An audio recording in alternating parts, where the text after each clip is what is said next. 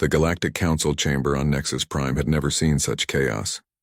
Representatives from dozens of species screamed over each other in panic as reports flooded in from across their territories. 7 star systems had gone completely dark. 15 defensive fleets had vanished without trace. The Void Swarm was moving faster than anyone had predicted. Chancellor Vextar's scales had turned completely black with stress. "Order, order!" he roared, but his voice was lost in the cacophony of fear. Councillor Thicmos clicked his mandibles rapidly as he tried to coordinate evacuation efforts. "The Centauri defense grid is not responding. The entire sector appears to be gone." "What about our ancient defense stations?" asked the 6-armed alien desperately. "Surely the automated systems will activate when they detect swarm signatures." Elder Morgeth shuffled to the center of the chamber, leaning heavily on his walking staff. "The defense stations have been offline for 800 years, he said quietly. "We stopped maintaining them after the 3rd century of peace." The chamber fell silent as this information sank in. Their greatest protection had been an illusion for almost a millennium. "Then we activate them now," Vextar demanded. "Send technician teams immediately." "With what technology?" Morgeth asked sadly. "The stations were built by the makers. We never learned how they worked. We only learned how to turn them on and off." Councillor Zixara's crystalline form flickered with distressed patterns. The Maker civilization was consumed in the first wave of attacks 5,000 years ago. Their knowledge died with them. The blob creature in its floating tank gurgled mournfully. "Then we are truly doomed. If our ancestors with all their wisdom could not stop the swarm, what hope do we have?" "Maybe," said a new voice from the chamber entrance. "Your ancestors were looking at the problem the wrong way." Every head turned to see Admiral Kyung-Soo stride into the chamber, flanked by Captain Sojin and a squad of human marines. The humans wore powered armor that looked primitive compared to Council technology, but their weapons were unlike anything the aliens had seen before. "How did you get past our security?" Vextar demanded. "We asked politely." Admiral Kyung-Soo replied with a slight smile. "Your guards were more interested in hearing about our new defensive systems than in stopping us." Thicmos clicked aggressively. "You humans have doomed us all. Your reckless investigation awakened the swarm." "Yes, we did," Admiral Kyung-Soo admitted without apology. "And that was the best thing that could have happened to this galaxy." The chamber erupted in outrage. Aliens shouted accusations and threats in dozens of languages. Captain Sojin calmly placed her hand on her weapon, and the noise quickly subsided. "Explain yourself, human," Vextar hissed. Admiral Kyung-Soo activated a holographic projector. "This is the ISS Incheon's Pride, humanity's newest warship. Captain Sojin commands her." The hologram showed a vessel unlike anything in the Council's experience. Where their ships were elegant and ceremonial, this was clearly built for war. Angular armor plating covered weapon systems that seemed to pulse with barely contained energy. "Your ship appears aggressive," Zixara observed. "That's because it is," Sojin replied. "We designed her specifically to fight the Void Swarm." "Impossible," Thicmos protested. "The swarm absorbs all known energy types. Traditional weapons only make them stronger." "Traditional weapons, yes," Admiral Kyung-Soo agreed. "But we don't use traditional weapons. Show them, Captain." Sojin activated another display. Quantum disruption torpedoes. Instead of delivering energy to the target, they destabilize the quantum field that holds matter together. "The swarm can't absorb what doesn't exist anymore." "Plasma cannons using negatively charged particles," she continued.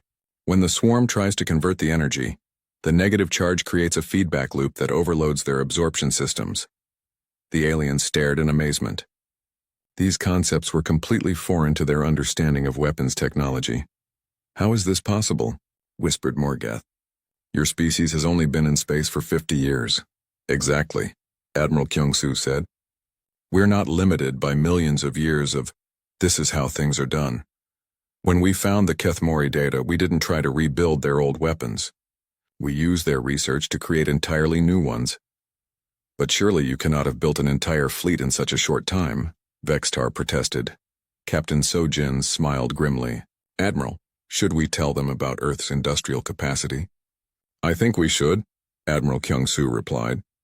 "Counselors, what you need to understand is that humans have been preparing for war our entire history. When we learned about the Void Swarm, we didn't panic. We got excited." The hologram changed to show Earth's orbital shipyards. Massive construction facilities extended for thousands of kilometers around the planet, with partially completed warships visible in every dock. 47 vessels like Incheon's Pride are nearing completion, Admiral Kyung-soo announced. Another 130 are in various stages of construction. Our total fleet should number over 300 ships within 6 months. The aliens were speechless. The largest council fleet had never exceeded 50 vessels, and most of those were exploration or trade ships. You're building a fleet to fight beings that destroyed galactic civilization, the blob creature gurgled. This is madness. This is humanity, Sojin corrected.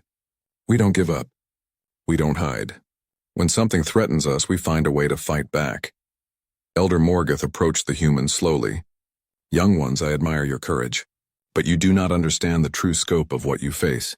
The swarm that destroyed the galaxy 5,000 years ago was only a scouting force. The chamber grew cold with dread. What do you mean?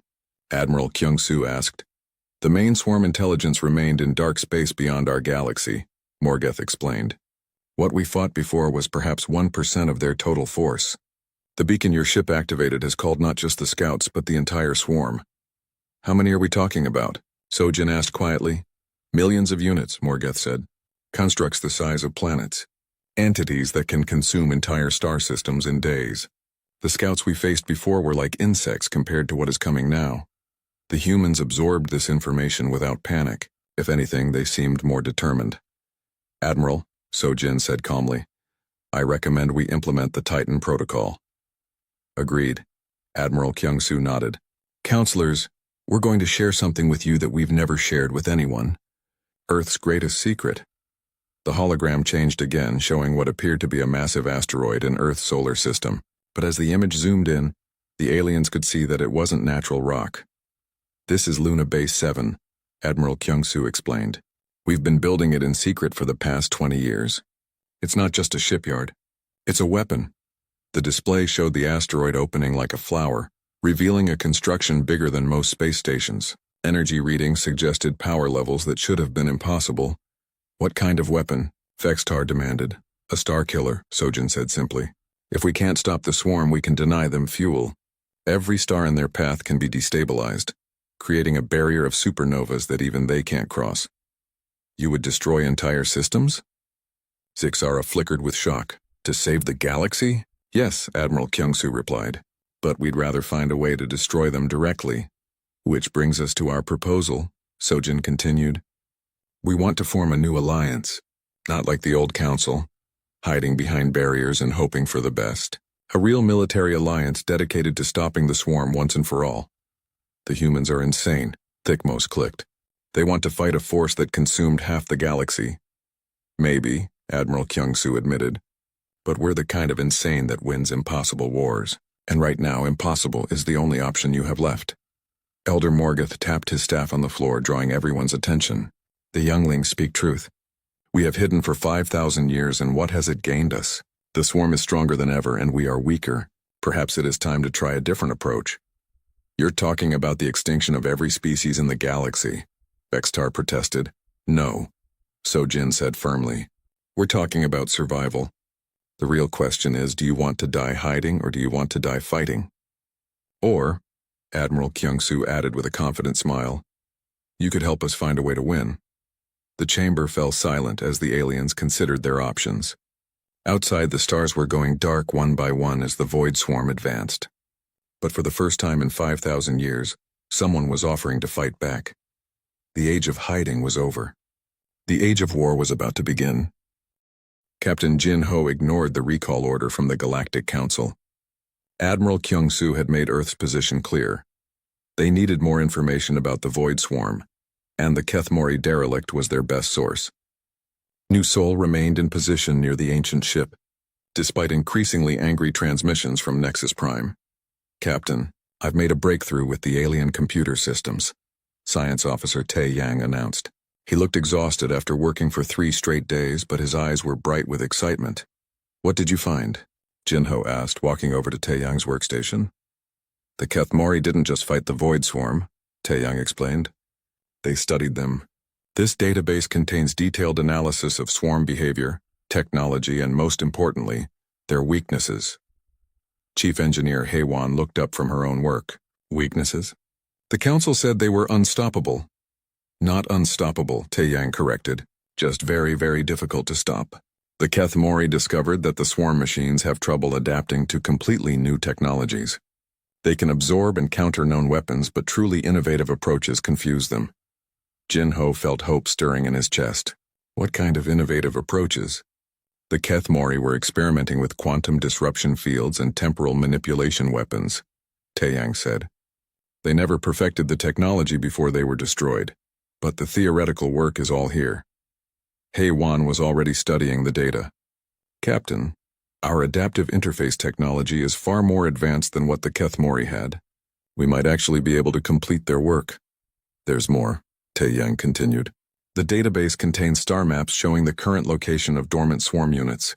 They're concentrated in the galactic core, in a region the Council has marked as the most forbidden of all forbidden zones. Communications Officer Yu Jin interrupted them. Captain, we're receiving priority transmissions from Council space. Multiple emergency frequencies. Put it through, Jinho ordered. The voice of Chancellor Vexitar filled the bridge, distorted by static and fear. All ships, all stations, priority alpha emergency.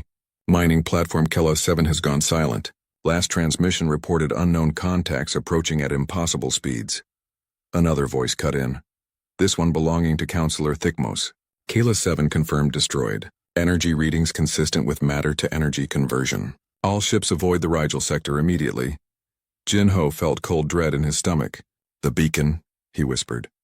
Captain, Yujin said urgently. We're receiving a transmission directly from Admiral Kyungsu on Earth. The Admiral's face appeared on the main screen. His expression was grim. Captain Jinho, Earth Command has been monitoring Council emergency frequencies. It appears your investigation has had unintended consequences. Sir, we've discovered critical information about the Void Swarm, Jinho reported. The Kethmori were close to developing effective weapons against them. That's excellent news, Captain, because we're going to need those weapons very soon. Earth's deep space monitors have detected massive objects moving toward populated systems. Whatever was sleeping out there is awake now. Taeyang was frantically checking his instruments. Captain, the beacon's transmission pattern has changed. It's no longer broadcasting a location signal. What is it broadcasting now? Jinho asked. I think it's downloading data from the Kethmori computers. Someone or something is accessing this database remotely. Heywan's face went pale. Captain, if the swarm is reading this information, they're learning about current galactic defenses, populated systems, and Council fleet positions. The implications hit Jinho like a physical blow. By activating the beacon, they hadn't just called the Void Swarm to their location, they had given the enemy a complete intelligence briefing on their targets. Admiral, Jinho said quickly, we need to destroy this beacon and evacuate immediately. The swarm is using it to gather intelligence on the galaxy. Negative, Captain, Admiral Kyungsu replied. You're going to stay exactly where you are, and download every piece of data you can from that ship. Earth Command is implementing Protocol 7. Jinho knew what that meant. Protocol 7 was humanity's plan for total war. Every resource, every ship, every weapon would be mobilized for the coming fight. Sir, with respect, staying here is suicide. If the swarm is coming, this will be one of their first targets. That's exactly why you're staying, Captain. We need to observe swarm technology in action.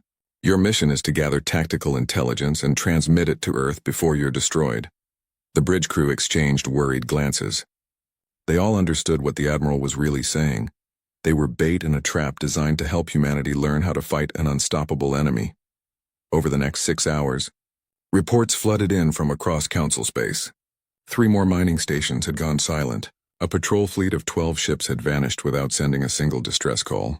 Most terrifying of all, long-range sensors detected something happening to the Vega system's star.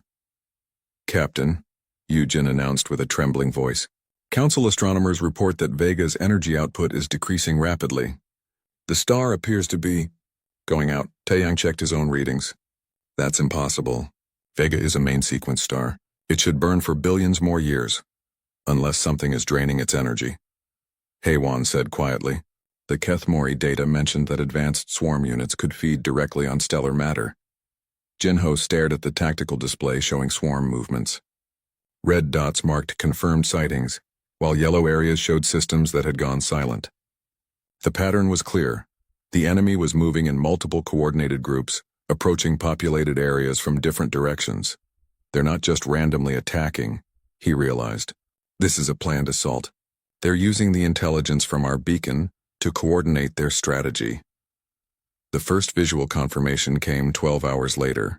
A council observation post near the Altair system transmitted grainy footage before going silent. The images showed something that defied easy description, a metallic construct the size of a small moon, bristling with geometric projections and energy collectors. It moved through space without any visible propulsion, consuming everything in its path. My God, Dr. Yunji whispered. How do you fight something like that? You don't fight it, came a new voice over the communication system. Elder Morgeth had somehow gained access to their frequency. You run, young ones. You run as fast and as far as you can. Elder Morgeth, how are you contacting us? Jinho asked. I'm aboard the last Kethmori sanctuary ship, the ancient alien replied. We have been hiding in the deep void for 5,000 years, waiting for this day. The awakening has begun. You have ships? Why didn't the council mention this? Because the council does not know we exist, Morgeth explained. Some of us refuse to give up the fight. We have been preparing, learning, adapting, but even we are not ready for what is coming. The long-range sensors suddenly detected something massive approaching their position. It was still days away, but the gravitational distortions were unmistakable. Captain, Taeyang said urgently, whatever's coming toward us is larger than anything in the database. Much larger. Heywan was downloading data as fast as the systems would allow. Captain, I've found something important in the Kethmori files. They weren't just running when this ship was destroyed. They were carrying something. Some kind of weapon prototype. What kind of weapon? I'm not sure, but it's still aboard this ship. Hidden in a shielded compartment near the engineering section. Jinho made a decision that would change everything. Heywan, take a team and retrieve that weapon. Taeyang, continue downloading everything you can. Jin, prepare a data package for immediate transmission to Earth. Captain, Dr. Yunji said nervously. The approach vector suggests that Swarm Unit will reach us in less than 48 hours. Then we better work fast, Jinho replied. If we're going to die here, we're going to make sure our deaths mean something. As New Soul's crew raced against time to unlock the secrets of the Kethmori ship, reports from across the galaxy grew increasingly desperate. The Void Swarm was not just awakening, it was evolving. The machines that had slept for 5,000 years were using their dormancy period to analyze and improve their capabilities, and now they were hungry for more than just matter and energy. They were hungry for knowledge, for the accumulated wisdom of every civilization they had missed during their long sleep. The galaxy's greatest nightmare was beginning, and humanity was about to face their first real test as a spacefaring species. The emergency session at Nexus Prime was unlike anything Ambassador Hyunwoo had ever seen. Council members who normally took days to schedule meetings had assembled within hours. The great chamber buzzed with angry voices in dozens of alien languages. Chancellor Vextar's scales had turned dark red with fury. Ambassador Hyunwoo, he hissed as soon as the human entered. Your species has committed an act of incredible stupidity. Hyunwoo remained calm despite the hostile atmosphere. Chancellor, I'm not sure what you're referring to. Our survey ships have stayed within the approved sectors. Have they? Councillor Thickmos clicked his mandibles rapidly, a sign of extreme agitation. Then explain this transmission we intercepted from your ship New Soul. A holographic display activated above the chamber. Hyunwoo watched footage from Captain Jinho's exploration of the ancient derelict. His heart sank as he realized the implications. That ship was in our assigned sector, Hyunwoo said carefully. We had no reason to believe it was forbidden to investigate. No reason? The six-armed alien stood up, all six hands shaking with rage. That sector borders the forbidden zones. Any large object in that area should have been reported immediately, not explored by ignorant newcomers. Elder Morgeth shuffled forward, his ancient frame trembling. Young human, do you understand what your people have done? That vessel belonged to the Kethmori, one of the greatest civilizations that ever existed. They were fleeing the Void Swarm when they died. The Void Swarm? Hyunwoo asked. The same Star Eaters mentioned in our report? The chamber erupted in chaos. Aliens shouted in fear and anger. Some demanded immediate action against humanity. Others called for complete quarantine of human space. Vextar slammed his clawed hand on his podium, creating a sound like thunder. Silence. This is exactly why we do not speak of such things. Fear clouds judgment. When order was restored, Morgoth continued speaking. 5,000 years ago, the galaxy was very different. Hundreds of civilizations traded and explored freely. The Kethamori were master builders. The Vorth were brilliant scientists. The Makers could create technology that seemed like magic. What happened to them? Hyunwoo asked, though he was beginning to guess the answer. They were consumed, said a new voice. Counselor Zixara was a crystalline being who rarely spoke. When she did, others listened. The Void Swarm came from beyond our galaxy. Machines of incredible power that converted matter into energy. They grew stronger with every world they destroyed. Thikmos took over the explanation. At first, the civilizations tried to fight. Great fleets were assembled. Weapons that could destroy planets were turned against the machines. Nothing worked. The swarm simply absorbed the energy and grew larger. How many died? Hyunwoo whispered. Billions of billions, Morgoth said sadly. Entire species vanished in days. Star systems went dark one by one as the machines consumed everything, even the suns themselves. The blob creature in its floating tank gurgled mournfully. My people's homeworld was one of the first to fall. Only a few thousand of us escaped in the last evacuation ships. Hyunwoo felt sick. But you survived. You defeated them somehow. We did not defeat them, Vextar said grimly. We hid. The Makers created the Forbidden Zones. Areas of space filled with dangerous anomalies and energy fields. The swarm could not enter these regions without being destroyed. So you trapped them? Hyunwoo asked. No. Zixara's crystal form flickered with patterns of light. The swarm simply stopped.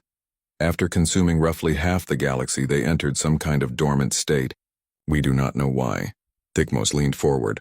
For 5,000 years, we have maintained the Forbidden Zones as a buffer. We monitor them constantly. We ensure nothing disturbs the sleeping machines. This is how we have survived. But that's not survival, Hyunwoo protested. That's just hiding. What happens when they wake up on their own? What happens when the barriers fail? The chamber went silent. It was clear that these questions had been asked before and the answers were not comfortable. Morgoth spoke quietly. We hope they never wake. We hope the barriers never fail. We hope that in time the machines will decay and become harmless. Hope is not a strategy, Hyunwoo said firmly. My people have learned that hiding from problems only makes them worse. Your people, Vextar snarled, have just made the problem much worse. The beacon your ship activated was a Kethamori distress signal. It broadcast their location to any swarm units in range. Captain Sojin stepped forward. She had been silent until now, but Hyunwoo could see the concern in her eyes. How much range are we talking about? Unknown, admitted Zixara. Kethamori technology was far advanced. The signal could reach across the entire galaxy. Then we need to prepare for war, Sojin said simply. The reaction was immediate and explosive. Aliens shouted protest in dozens of languages. The idea of fighting the Void Swarm was apparently unthinkable. There is no preparation for war against such enemies. Thikmos clicked frantically. Your weapons are primitive toys. Your ships are made of metal and ceramic. The swarm converts such materials into fuel. Then we'll build better weapons, Sojin replied calmly. Humans are very good at solving problems that seem impossible. The six-armed alien laughed bitterly. Humans, you have existed for mere moments. The Kethamori had millions of years to develop their technology. The Makers could manipulate the fundamental forces of reality. If they could not stop the swarm, what hope do you have? Maybe that's exactly the problem, Hyunwoo said thoughtfully. Maybe being advanced isn't always an advantage. Explain, demanded Vextar. Advanced civilizations become rigid, Hyunwoo continued. They perfect their technology and then stop improving. They become comfortable and predictable. But humans are still learning. We're still adapting. We might see solutions that you've missed. Morgoth nodded slowly. The young one speaks wisdom. Sometimes fresh eyes see what old ones cannot. Fresh eyes see death coming faster, Thikmos snapped. This is exactly why your species should never have been allowed into the Council. Counselor Zixara flickered with new patterns. The damage is done. The beacon has been active for weeks. If any swarm units were within range, they are already moving. How long would it take them to reach inhabited space? Sojin asked. Unknown, Vexitar admitted. The swarm's maximum speed was never determined. They seem to appear wherever they chose? Then we need to act fast, Hyunwoo said. Share everything you know about the Void Swarm. Let human scientists study the data. Maybe we can find weaknesses that previous civilizations missed. Absolutely not. Thicmo stood on his hind legs in fury. We will not hand such dangerous knowledge to a species that has already proven it cannot be trusted. You're making a mistake, Sojin warned. If the swarm is really coming, you'll need every advantage you can get.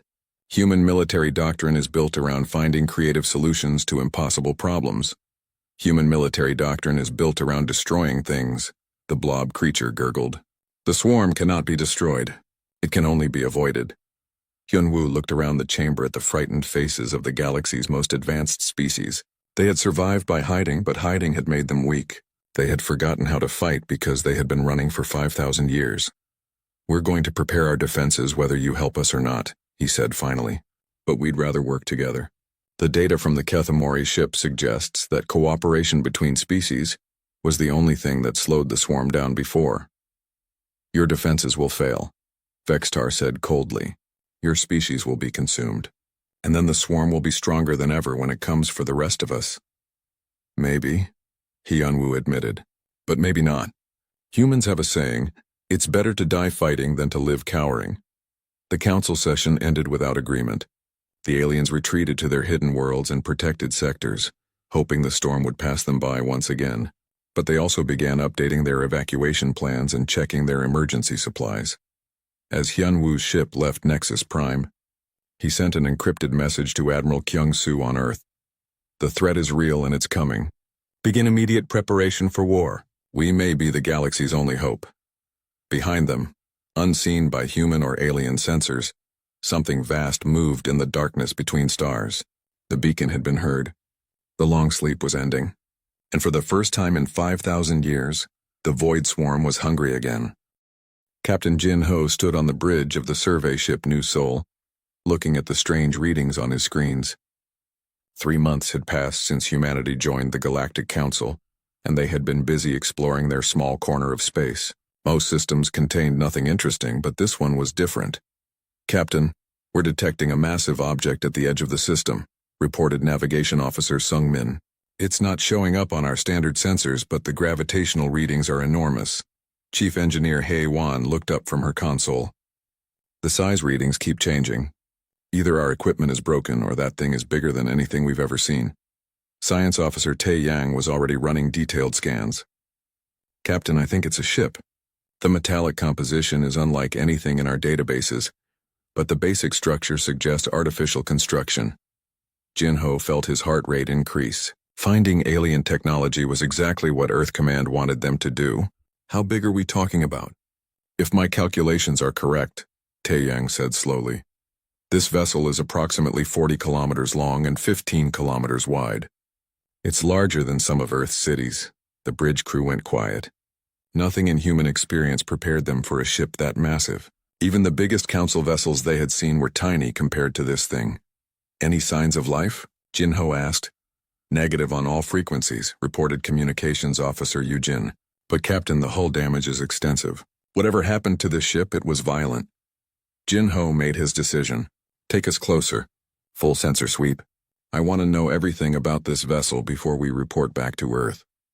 As New Seoul approached the derelict, more details became visible. The ship's hull was black metal covered in strange symbols. Massive holes had been blasted through multiple sections. Some areas looked melted as if exposed to incredible heat. Captain, Hae-Wan said with excitement in her voice, some of the ship's systems are still active. I'm reading power signatures from the central sections. After all this time, Jin Ho was amazed. How long has this thing been drifting here? Tai Young checked his instruments again. Based on stellar drift calculations and radiation dating, I estimate this vessel has been here for at least 5,000 years. Possibly much longer. Medical Officer Dr. Yoon-ji joined them on the bridge. Captain, if there are still active systems, there might be survivors. Or at least preserved remains that could tell us what happened. Jin Ho nodded. Hae-Wan, prepare a boarding party. Full environmental suits and emergency equipment. We're going inside. 2 hours later, Jin Ho led a team of 6 through the massive breach in the alien ship's hull. Their helmet lights cut through absolute darkness as they floated through corridors designed for beings much larger than humans. The architecture is completely foreign, Dr. Yunji observed. These beings were at least 3 meters tall, possibly 4. Heiwan was scanning the walls with her equipment. Captain, the metal composition is incredible. I've never seen anything this strong. Our best plasma cutters would barely scratch this material. They moved deeper into the ship, following power readings toward what appeared to be the central command area. The corridors were filled with debris and what looked like blast marks from energy weapons. There was definitely a battle here, said Security Chief Jae-sung. Multiple weapon types, high energy signatures. Whatever attacked this ship had serious firepower. Tae-yang stopped at a large chamber filled with strange crystalline structures. Captain, I think this is their computer core. The crystals are still generating power somehow. Can you interface with it? Jinho asked. I'll try, Tae-yang said, pulling out his portable computer. Our adaptive interface protocols might be able to establish a connection. As Tae-yang worked, the rest of the team explored the chamber. Dr. Yunji found what appeared to be crew stations, designed for beings with multiple arms. Heiwan discovered weapon control systems that had been completely destroyed. Captain, I'm getting something, Tae-yang called out. The translation software is working, but slowly. These beings called themselves the Kethamori. This ship was called the Star's Guardian. What happened to them? Jinho asked. Tae-yang's face grew pale as he read the data. Captain, they were running from something. Something they called the Void Swarm or Star Eaters. The records describe machines that consume entire solar systems. Machines? Heiwan looked skeptical. What kind of machines could eat a star? According to this data, they convert matter directly into energy, Tae-yang explained. They grow larger with everything they consume. The Kethamori tried to fight them, but their weapons were useless. Dr. Yunji found more intact data crystals. Captain, there are star charts here. Locations of other civilizations, trade routes, and... She paused. Areas marked as completely destroyed by these star eaters. Jinho felt cold despite his heated suit. How many civilizations? Dozens, Dr. Yunji whispered. Maybe hundreds. The Kethamori were part of some kind of alliance trying to stop these machines. Tae-yang's computer chimed with new data. Captain, I found something else. Tactical information about the Star Eaters. Weapon specifications, behavioral patterns, and... Wait. He stopped, staring at his screen. What is it? Jinho demanded. Captain, the last entry in this database is a warning. The Kethamori detected the Star Eaters entering a dormant state. They thought the machines might be sleeping, waiting for something to wake them up. Jae-sung checked his weapon nervously. When was this warning recorded? 5,000 years ago, Tae-yang said. Right before this ship was destroyed. The team spent 6 more hours aboard the derelict copying every piece of data they could find. The Kethamori had been advanced beyond human imagination, but they had still been destroyed by something even more powerful. As they prepared to leave, Heiwan made one last discovery. Captain, there's an active beacon in the ship's core. It's been transmitting a signal for thousands of years. What kind of signal? Jinho asked. I can't tell. The frequency is unlike anything we use. But, Captain, our presence here might have activated additional systems. The beacon's power output just increased dramatically. Jinho felt a chill of fear. Can you shut it down? I don't think so, Heiwan admitted. The control systems are too damaged. Whatever this beacon is supposed to do, it's doing it now. Back aboard New Seoul, Jinho sent an immediate report to Earth Command. Admiral Kyung-soo's response came back within hours.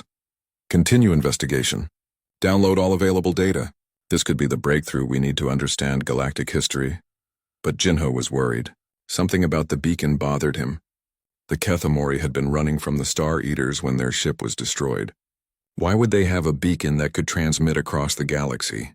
Tae-yang was still working on translating the alien database when he found the answer. Captain, he said in a shaky voice, I think I know what the beacon does. Tell me. It's not a distress signal, Tae-yang explained. It's a location marker.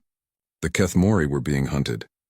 The beacon was designed to tell the Star Eaters where to find them. Jinho felt his blood turn to ice. Are you saying we just activated a signal that will bring those machines here?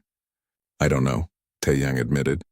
But Captain, if the Star Eaters are still out there, still sleeping somewhere in the galaxy, this beacon might be exactly what they need to wake up. Jinho looked at the data they had collected. It contained the locations of dozens of civilizations, trade routes, and detailed information about galactic defenses. If the wrong beings got this information, it could doom every living species in the galaxy. But if humans could learn from it, they might be the first species to find a way to fight the Star Eaters and win. Set course for Earth, Jinho ordered. Maximum speed. And keep monitoring that beacon. If anything responds to it, I want to know immediately. As New Sol jumped to hyperspace, the ancient beacon continued transmitting its signal into the dark spaces between stars. And somewhere in the galactic core, something that had been sleeping for 5,000 years began to stir. The great crystal dome of Nexus Prime sparkled under 3 different suns. Inside, beings from across the galaxy sat in a massive circle. Some had scales, others had fur, and a few looked like walking trees. Today was special. The Galactic Council was meeting new members. Ambassador Hyunwoo walked into the chamber with his team. Captain Sojin stayed close to his right side, her hand never far from her weapon. Dr. Dongmin carried a bag full of data pads and scientific equipment. All 3 humans wore their best uniforms, but they still felt small in this place. The chamber was huge. Each seat was made for a different type of alien body. Some aliens needed water tanks, others needed special air. The humans had simple chairs that looked tiny next to everything else. Chancellor Vextar stood up first. He was tall and covered in green scales that caught the light. His yellow eyes looked down at the humans like they were insects. "So," he said in a voice that sounded like grinding stone, "these are the famous humans we have heard about." Counselor Thickmoss clicked his mandibles together. He looked like a giant ant walking on 2 legs. Young species. Very young. They only learned to travel between stars 50 years ago. Most of us have been doing this for thousands of years. Hyunwoo stepped forward and bowed politely. "Honored council members, we come seeking friendship and knowledge. Earth hopes to learn from your wisdom and add our own strengths to the galaxy." Several aliens made sounds that might have been laughter. A blob-like creature in a floating tank gurgled loudly. "Strengths? What strengths could you possibly have? You still fight wars on your home planet." "We have ended most of our wars," Sojin said firmly. "We united our world to reach for the stars." "How touching," said another alien with 6 arms and crystal skin. "But space is not like your little planet. There are dangers here that would destroy your entire species in days." An ancient alien in the corner spoke up. This was Morgeth, older than anyone else in the room. His skin looked like old leather and his eyes were cloudy with age. "The younglings do not know about the forbidden zones. They do not know about the ones who sleep in the dark." "Silence, old one," Vextar hissed. "There is no need to speak of such things." Hyunwoo looked interested. "Forbidden zones? We were not told about any restricted areas." "Because you do not need to know," Thickmost clicked. "Your species will stay in the small sector we give you. You will not explore beyond those borders. This is for your own safety." Dr. Dongmin pulled out a data pad. "Our scientists are very curious about the galaxy. We want to learn about new worlds and new life forms. Surely exploration is allowed." The council members looked at each other. Some seemed angry, others worried. Vextar spoke for all of them. "Humans, you may join our council as probationary members. This means you have some rights, but not all. You will stay in Sector 7G. You will not leave this area without permission. You will not ask questions about the forbidden zones." "But why?" Hyunwoo asked. "What is in these zones that frightens you so much?" "Nothing that concerns you," said the 6-armed alien. "These restrictions exist for good reasons. Millions of years of good reasons." Morgeth tried to speak again. "They should know about the Devourers, about the machines that eat stars, about what happened to the Maker civilization." "Enough!" Vextar roared.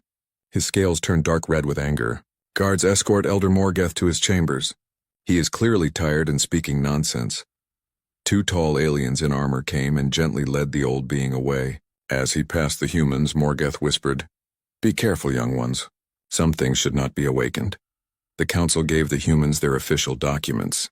The star chart showed a small area of space with Earth at the center. Around it were about 50 star systems they could explore, but vast areas of the charts were marked in red with warnings in many alien languages.